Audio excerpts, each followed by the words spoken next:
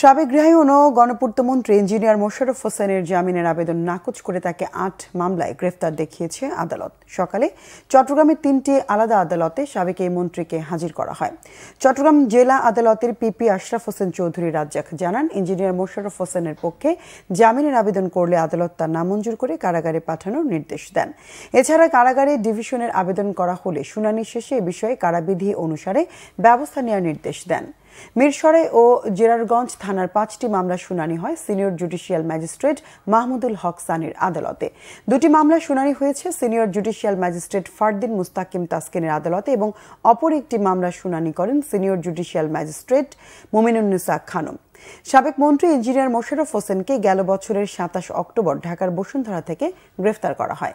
এদিকে সাবেক সংসদ সদস্য আবু রেজা মোহাম্মদ নিজামুদ্দিন নদভীকে আরও 5 মামলায় চট্টগ্রাম আদালতে হাজির করলে বিচারক গ্রেফতার দেখিয়ে তাকেও কারাগারে পাঠান।